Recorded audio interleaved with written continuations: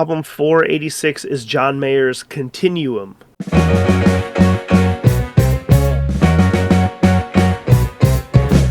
Released on January 16th of 2006 from Aware, which is what do you call it? And what do they call it when there's a sub? Like an imprint. An imprint. There you go. Which is an imprint of Columbia Records. 49 minutes long, produced by Stephen Jordan and John Mayer out of the U.S. There we go. This is his third album in his discography, Continuum by John Mayer. Kyle, what'd you think?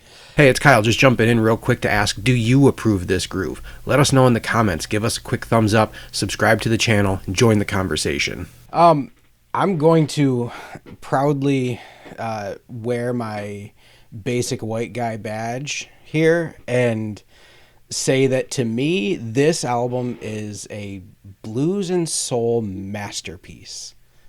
A masterpiece. I am not using that lightly. So I just on a whole lot of levels for me, in terms of connection, so this album first came out, we were like 21, maybe. I think it came out in like 2006.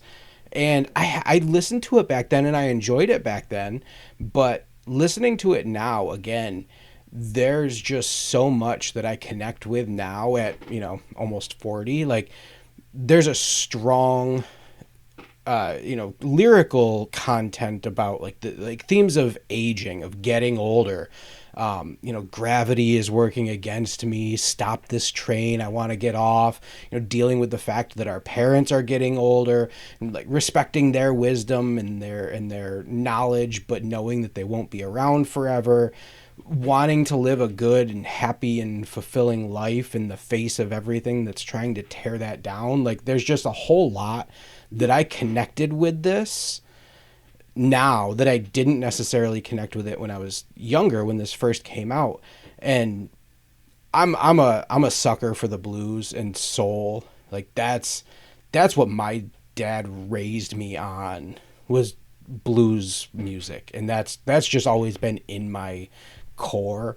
And this album just had it. And it was, we had talked last week about that Bonnie Raitt album, Nick of Time, and how one of the things about it was that she really didn't show her guitar chops as much as I had hoped.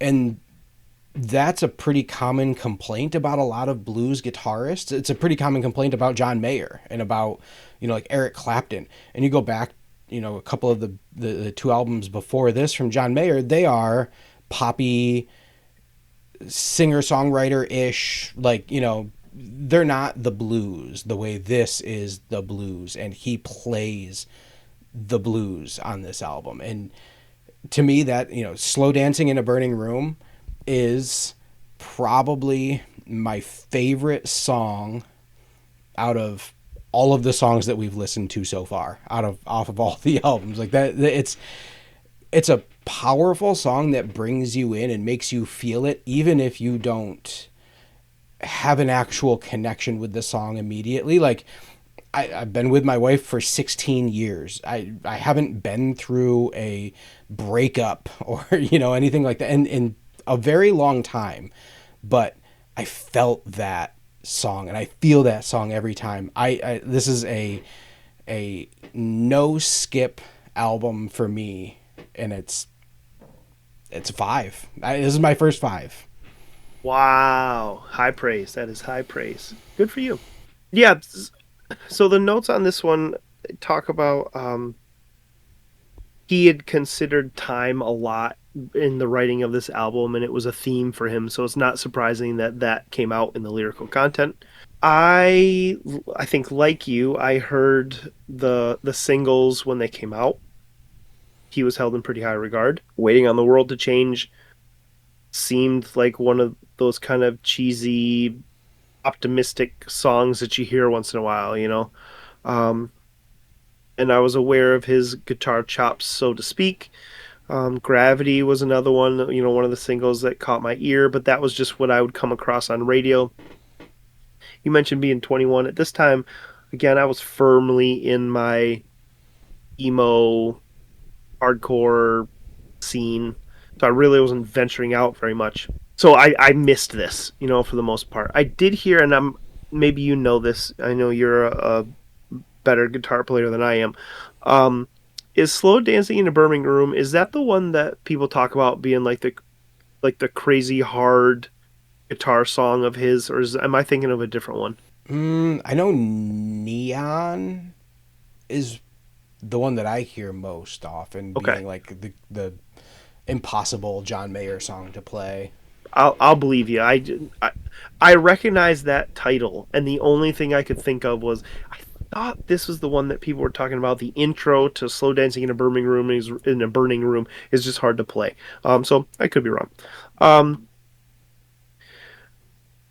I I don't know. I mean, to hear you give it a 5 is interesting. I did not register with this one really at all, except for "Bold as Love," Mm-hmm. which is a Jimi Hendrix cover. And I don't know if you noticed this. I mean, if this is a 5, then you've listened to this album a lot. And this is probably more telling of me as a music fan and a casual hobby musician. Um, I think, like you, I taught myself to play guitar Mm-hmm. mostly by ear. Looking at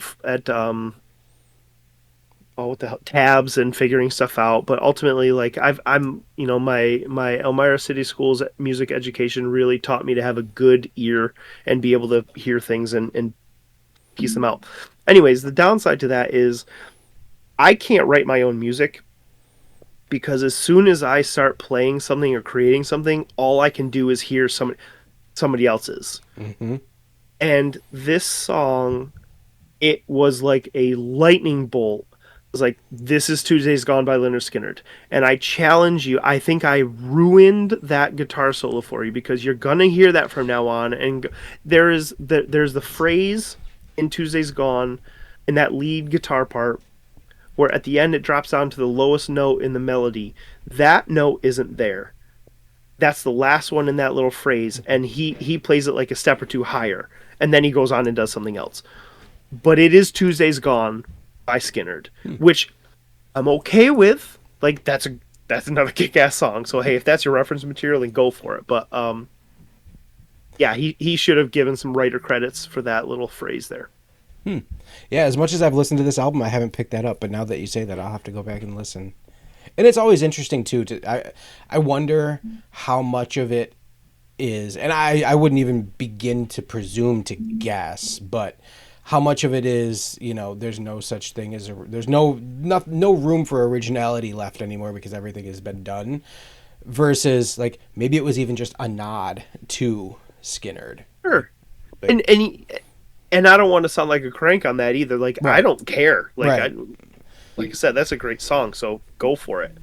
Um, yeah, that I thought that was interesting. Um, this album, let me see here. This album won 2 Grammys for Best Pop Vocal Album and Best Male Pop Vocal for "Waiting on the World to Change." It sold very well, not surprisingly. It did very well. Um, it was on all sorts of charts. I mean, it went 4 times platinum in the U.S. Again, it went platinum in many other countries. To go platinum in Denmark, trivia of the day, you have to sell 20,000 copies. So it went 3 times platinum in Denmark. Um, it sold very, very well. It went as high as seventh on the Billboard charts. And the U.S. top rock albums. Um, no, I take that back. It went as high as number one on the U.S. top rock albums, according to Wikipedia, and went as high as number two on the U.S. Billboard 200. So it charted well. I think that was probably largely on the back of waiting on the world to change.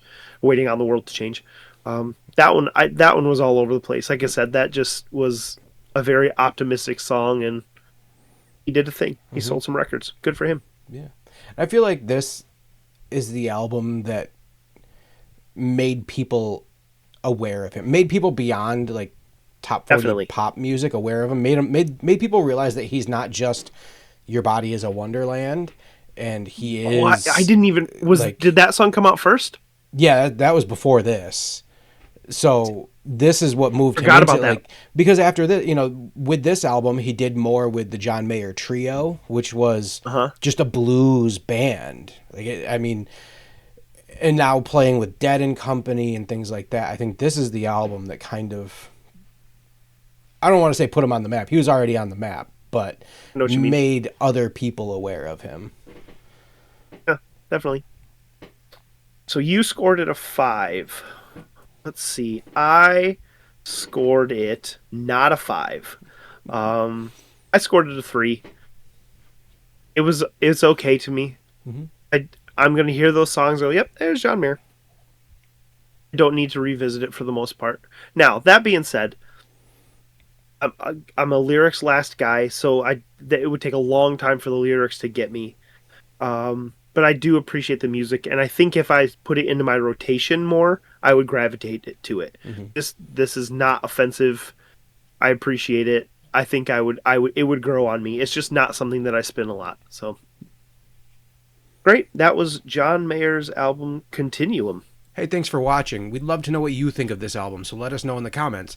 Do you approve this groove? And as always, a quick thumbs up helps a lot. Subscribe so you can see all 500 albums, and we'll see you on the next record.